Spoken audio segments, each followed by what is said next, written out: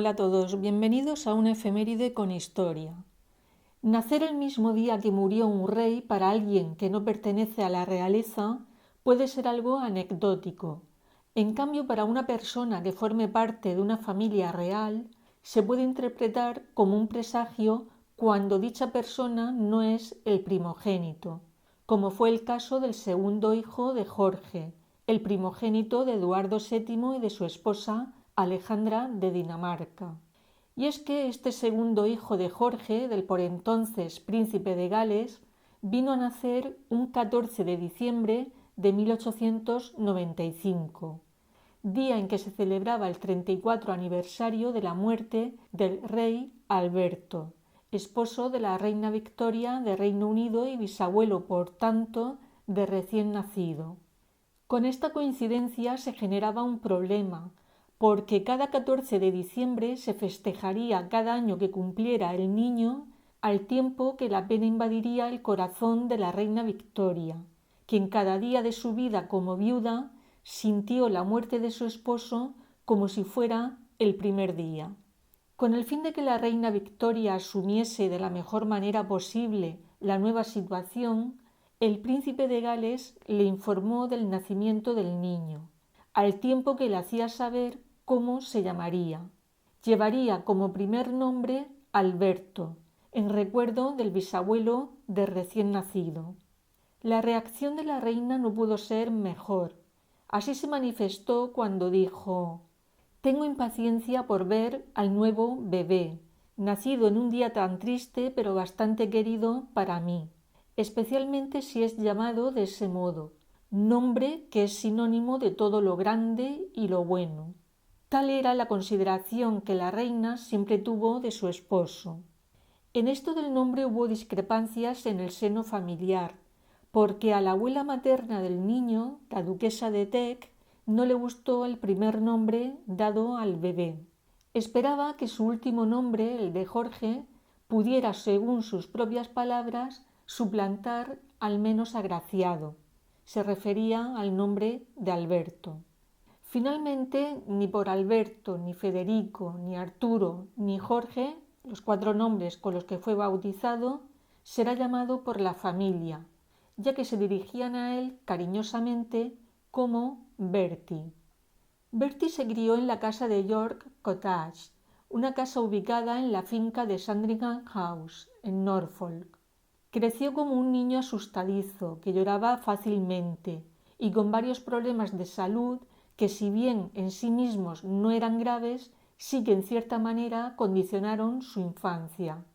En este sentido no tuvo que ser fácil para él tener que soportar unas férulas de metal día y noche en las piernas para corregir su arqueamiento, así como los problemas que le generaban su tartamudez, problema que contribuyó a que desarrollara una gran timidez, ya que estuviera convencido de que era inferior a su hermano mayor Eduardo.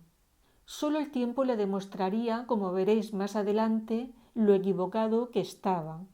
Tanto Bertie como sus hermanos fueron criados por niñeras, al igual que sucedía con los hijos de padres que pertenecían a la clase alta de la época. Pero eso no quiere decir que sus padres no se preocuparan por ellos. En el caso de su madre, a pesar de su austera imagen pública y las ataduras de su vida privada, fue una madre cuidadosa en muchos aspectos. En este sentido mostraba su lado más divertido y cariñoso con ellos, y les enseñaba personalmente historia y música. También sabemos, gracias al hermano mayor de Bertie, gracias a Eduardo, lo importante que eran para ella cada uno de sus hijos. Según unas anotaciones de Eduardo, con el nacimiento de cada nuevo hijo, su madre comenzaba un álbum en el que iba registrando cada etapa progresiva de la niñez de cada uno de ellos. De su padre, Bertie disfrutó de su afecto, ya que era una persona que mostraba fácilmente sus sentimientos, pero también de una dura disciplina, una disciplina que siguió observando cuando a los 14 años Bertie ingresó como cadete naval en el Colegio de la Marina Real en Osborne. En aquel lugar no le fue demasiado bien, pero a pesar de ser el último de la clase, consiguió ingresar 2 años después, en 1911, en el Real Colegio Naval Britannia, en Dartmouth, el mismo colegio naval en el que su padre ingresó cuando apenas tenía 12 años. Allí Bertie aprendió todo lo que había que saber sobre las costumbres de un barco en el mar. Su formación culminó 2 años después, siendo comisionado como guardiamarina en la Marina Real Británica el 15 de septiembre de 1913. Como tal, participó en una acción de guerra durante la batalla de Jutlandia, como oficial de torreta a bordo de un buque en el marco de la Primera Guerra Mundial. Y si no intervino en más acciones bélicas, fue como consecuencia de una úlcera péptica que padeció. Únicamente ya durante las últimas semanas de la guerra sirvió en la Real Fuerza Aérea. Su formación militar la completó después de la guerra, con estudios en economía, historia y educación cívica durante un año. Fue en estos años, entre 1918 y 1920, cuando Bertie se enamoró. Y lo hizo de una tal Sheila, una socialité australiana. Parece ser que ésta era amiga de Freda, quien mantenía una relación con su hermano Eduardo. Bien, pues en un baile celebrado en la primavera de 1918, Bertie y Sheila fueron presentados.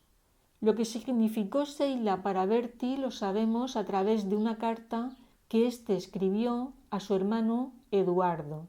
En ella se sinceraba con él y le contaba que Sheila era la única persona en este mundo que significaba algo para él. Aunque aquellas fueron meras palabras, porque lo cierto es que, ante la amenaza de su padre, quien ya era rey, de no nombrarle duque de York si no ponía fin a esa relación, Alberto decidió cortar la relación amorosa con Sheila, acordando ambos mantener una relación de amistad, una relación que se mantuvo durante años, gracias a la correspondencia y algún esporádico encuentro. ¿Pero qué tenía el padre de Alberto en contra de Sheila? O más bien, ¿qué tenía Sheila como para que no fuera del agrado del rey? Pues Sheila lo que tenía era esposo, o mejor dicho, un mal esposo, porque tenía amoríos con otras mujeres además de problemas con el juego y con la bebida. Tras la ruptura de Alberto con Sheila en 1920, su nombramiento como duque de York se hizo efectivo, además de ser nombrado también conde de Inverness y barón Killarney. A partir de ese momento comenzó a adquirir los derechos reales y representó a su padre recorriendo las minas de carbón y fábricas. Esa actividad le valió el apodo de príncipe industrial. Por sus diferentes actuaciones podemos conocer cómo fue Alberto. Fue sensible con las causas sociales, mostrando gran interés por las condiciones laborales de los trabajadores. Abogaba por la igualdad entre las distintas razas y lo hacía dando ejemplo, cuando en Jamaica jugó un partido de dobles al tenis con un afrodescendiente, lo cual era inusual en la época. Y no era clasista. De hecho, en los campamentos de verano que anualmente organizaba, se daban cabida a niños pertenecientes a diferentes clases sociales. Sheila quedó en el olvido para Alberto cuando en un baile de la Real Fuerza Aérea Británica celebrado en 1920 bailó por primera vez con Lady Isabel Bowes-Lyon. Esta era la hija más joven de un noble escocés, del conde y la condesa de Strathmore y Kinghorne, y aunque acababa de ser presentada en sociedad, ya disponía de una corte de admiradores. Y es que Isabel, quien era conocida por organizar fines de semana de caza mágicos en Glamis, su finca familiar, llamaba la atención por sus comentarios ingeniosos, por su atractivo y por su corte de pelo a la última moda. Ya no era la niña a la que Alberto conoció hacía muchos años por ser amigo de sus hermanos mayores. Con ese baile Alberto no se ganó el corazón de Isabel, quien, pese a sentirse bien con Alberto, se mostraba reticente a asumir las responsabilidades que le conllevaría el matrimonio con quien ostentaba la segunda posición en la línea de sucesión al trono. Pero Alberto insistía y declaró que no se casaría con ninguna otra mujer. Fue entonces cuando su madre, la reina María, visitó el castillo de Glamis para conocer a la joven. Esa visita sirvió para confirmar que efectivamente Isabel era la única que podía hacer feliz a Bertie. Así lo expresó la madre de éste. Pero como ya sabéis, Isabel tenía muchos admiradores, y en la época en que estaba siendo cortejada por Alberto, también la pretendían un tal James Stuart, quien fue escudero de Alberto, o el príncipe Pablo de Serbia. Después de pedirle por 3 veces matrimonio, finalmente Isabel accedió en enero de 1923, celebrándose la boda en la abadía de Westminster el 26 de abril de 1923.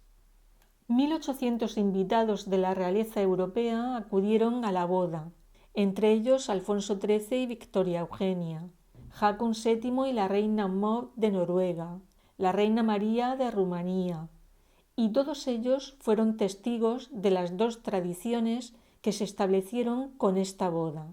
Una, que las alianzas sean elaboradas con oro de Clogau, uno de los metales preciosos más buscados del mundo durante más de un siglo. Y otra, que las novias reales dejen su ramo de novia en la tumba del soldado desconocido. Concretamente, Isabel lo dejó en honor de su hermano Fergus, quien falleció en la Primera Guerra Mundial. A partir de aquel día, Isabel recibió el tratamiento de Su Alteza Real la Duquesa de York. Después de un desayuno nupcial en el Palacio de Buckingham, partieron hacia su luna de miel a Polesden Lacey, una casa solariega en Surrey. También estuvieron en Escocia. A su vuelta iniciaron su vida en común en la residencia White Lodge en el Parque Richmond. Allí criaron inicialmente a las 2 hijas que tuvieron, a Isabel y a Margarita, pero conforme sus deberes les reclamaban, se vieron en la necesidad de residir en un lugar más céntrico, instalándose entonces en Piccadilly, cerca de Hyde Park. A sus 30 años, Alberto no había conseguido superar la inseguridad que le provocaba su tartamudez, y la realidad era que necesariamente se daban situaciones en las que tenía que hablar en público, como fue el discurso de clausura que tuvo que pronunciar en la exposición del Imperio Británico en Wembley, y parece ser que aquello fue una desagradable experiencia tanto para los oyentes como para él mismo. Cómo de grave sería que aquel día marcó un antes y un después para Alberto y su tartamudez, porque fue entonces cuando se propuso de manera firme hacer frente a su tartamudez. Para ello se puso en manos de Lionel Logue, un logopeda de origen australiano. Según este logopeda, la tartamudez de Alberto se producía a consecuencia de una mala coordinación entre la laringe y el diafragma. Para remediar esta deficiencia, Lionel estableció una serie de ejercicios vocales durante 1 hora diaria, ejercicios en los que su esposa le ayudaba. El tratamiento surtió efecto y Alberto consiguió hablar solo con ligeras vacilaciones. Prueba de su éxito fue el discurso que ofreció cuando inauguró la Casa del Parlamento en Canberra, en 1927. Pasado el tiempo, uno de los nietos del terapeuta escribió un libro sobre la relación de su abuelo con Alberto y lo tituló El discurso del rey, cómo un hombre salvó a la monarquía británica. Y de esta historia se hizo una película en 2010, titulada El discurso del rey. Por cierto, que ganó un Oscar al mejor guión original, mejor director, mejor película y mejor actor en 2011. Alberto, como ya sabéis, ocupaba la segunda posición en la línea de sucesión al trono. La primera la ocupaba su hermano mayor, Eduardo, para disgusto de su padre, ya que lo calificaba de eterno adolescente y mujeriego. Pero Eduardo era el primogénito y fue quien sucedió a su padre cuando murió el 20 de enero de 1936. Eduardo comenzó a reinar como Eduardo VIII, convirtiéndose Alberto en príncipe de Gales. El nuevo rey tenía planeado casarse con la socialité estadounidense Wallis Simpson, y así se lo comunicó al primer ministro Stanley Baldwin. Este informó al monarca de que tal decisión no iba a ser bien recibida por el pueblo, ya que Wallis era divorciada de 2 hombres, y volver a casarse después del divorcio era opuesto a los principios de la Iglesia de Inglaterra, por lo que Wallis no sería bien recibida como reina. Además, pensemos que Eduardo era el gobernador supremo de dicha Iglesia, por lo tanto, era el primero que tenía que poner en práctica sus preceptos. Eduardo insistía en casarse con Wallis y propuso como segunda opción un matrimonio morganático. De esa manera, él podía seguir como rey, pero Wallis no se convertiría en reina. A cambio se le concedería un título menor, y si es que tenían descendencia, esos hijos no heredarían el trono.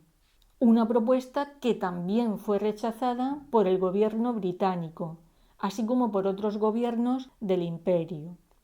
Así las cosas, Eduardo tenía 3 opciones: renunciar a la idea del matrimonio, casarse en contra de los deseos de sus ministros o abdicar. Pero si algo tenía claro Eduardo eran 2 cosas: que no iba a renunciar a casarse, pero también que eso iba en contra de la voluntad de sus ministros, por lo que solo cabía una posibilidad, la de abdicar. Y es que, según él, le había resultado imposible soportar la pesada carga de responsabilidad y desempeñar sus funciones como rey en la forma en que hubiera deseado hacerlo, sin la ayuda y el apoyo de la mujer que decía amar. Así lo expresó en un discurso a la nación pronunciado la noche del 11 de diciembre de 1936. Aquella noche Eduardo ponía fin a su reinado de 10 meses y 22 días, y Alberto comenzaba el suyo, un reinado que ejerció como Jorge VI. La elección de ese nombre simbolizaba la continuidad con su padre, al tiempo que se restauraba la confianza en la monarquía. En cierta manera, con el ascenso al trono de Alberto, también se cumplía el deseo de su padre, cuando en cierta ocasión comentó lo siguiente: «Ruego a Dios que mi hijo mayor nunca se case ni tenga hijos, para que nada se interponga entre Bertie, Lilibet, que así era como llamaba de forma cariñosa a la hija mayor de Alberto, y el trono». Alberto y su esposa fueron coronados el 12 de mayo de 1937, una fecha que se había fijado inicialmente para que hubiera sido coronado Eduardo. La ceremonia de coronación se celebró en la abadía de Westminster y a ella acudió la reina María para mostrar su apoyo. Con su asistencia hizo historia, ya que fue la primera reina viuda británica que asistió a una coronación. En la coronación de Jorge VI no hubo Delhi Durbar, como sí que la hubo en la coronación de su padre. La palabra Durbar deriva de una palabra mogol que quiere decir corte noble. El Delhi Durbar era una ceremonia que tenía lugar en la ciudad de Delhi, en la India, en la que se conmemoraba la coronación del rey y la reina de Reino Unido, ya que la India formaba parte del Imperio Británico. Sin embargo, en aquel momento esa celebración habría supuesto, por un lado, una gran carga para el gobierno de la India, y por otro lado, aquel país no se sentía en aquella época cómodo formando parte del Imperio Británico.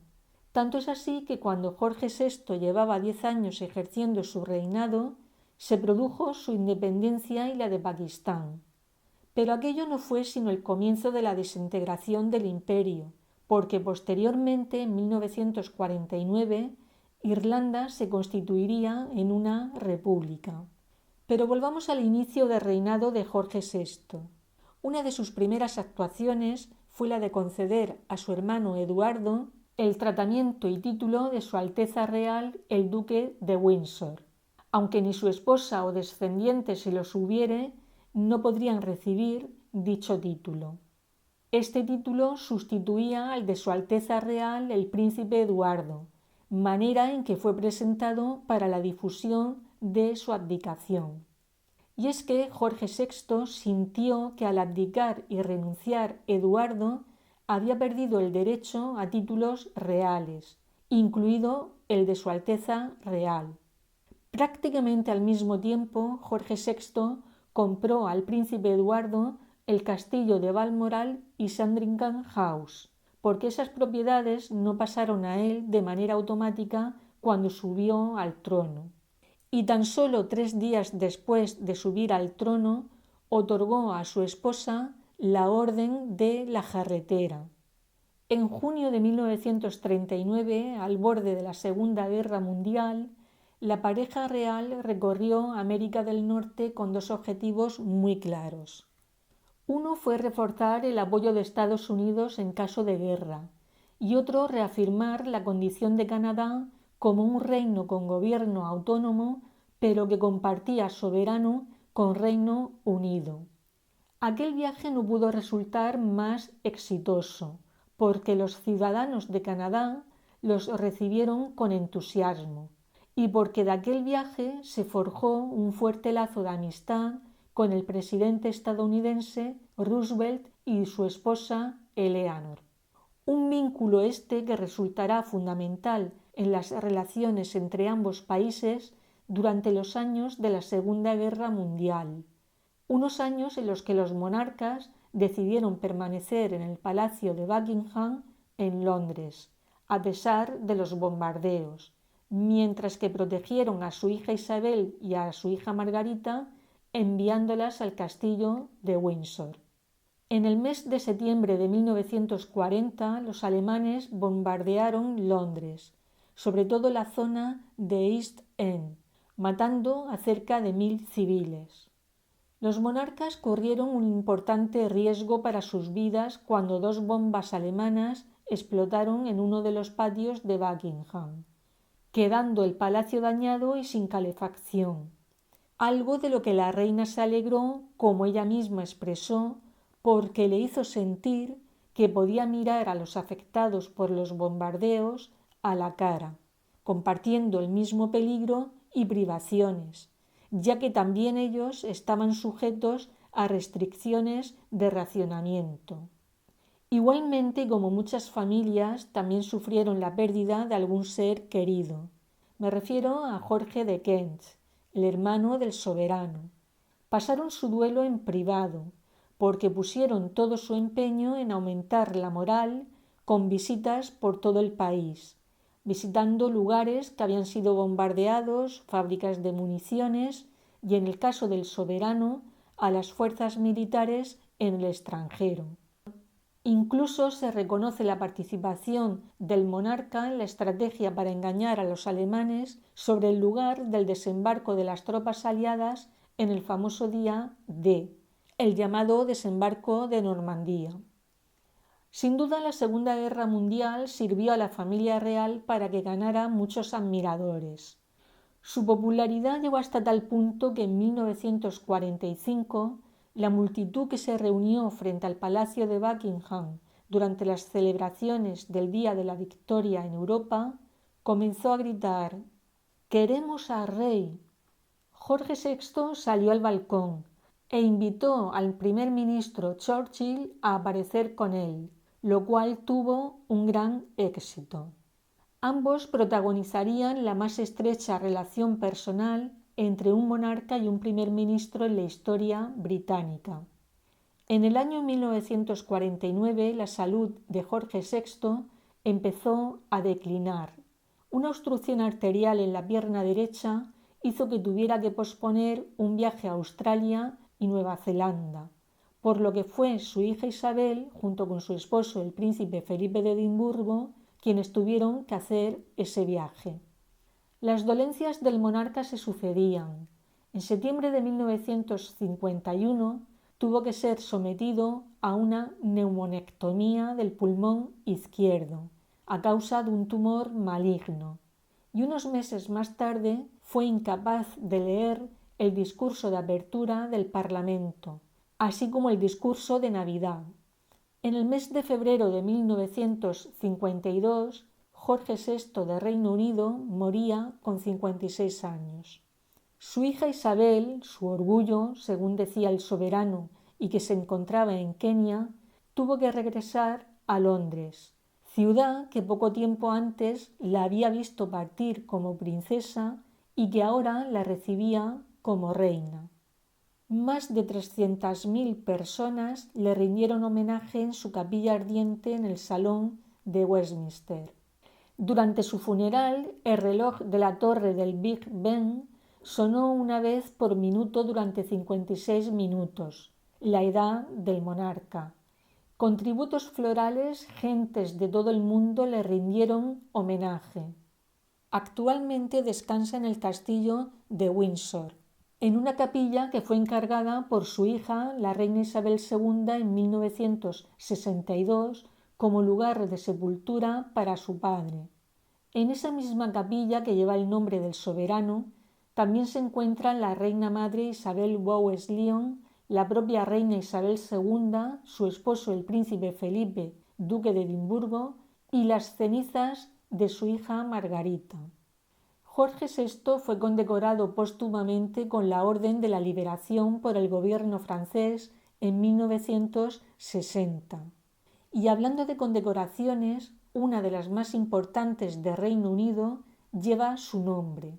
Me refiero a la Cruz y la Medalla de Jorge, ya que se creó a propuesta suya, con el fin de reconocer los actos de valentía protagonizados por civiles durante la Segunda Guerra Mundial. Los británicos quisieron que su nombre perdurara más allá de los libros de historia y pusieron su nombre a un hospital y a un embalse. Fuera de Reino Unido, en lo que formó parte de su imperio, también se le recuerda, porque en el Zoológico y Jardín Botánico de Hong Kong se levanta una estatua en su honor, así como una carretera y un hipódromo en la Columbia Británica que llevan su nombre. Jorge V no vivió el reinado de su hijo. No pudo comprobar que no se equivocaba cuando puso todas sus esperanzas en él como un digno sucesor frente a su primogénito, porque si por algo se caracterizó el reinado de Jorge VI fue por haberlo ejercido con la dignidad que el cargo de rey merece.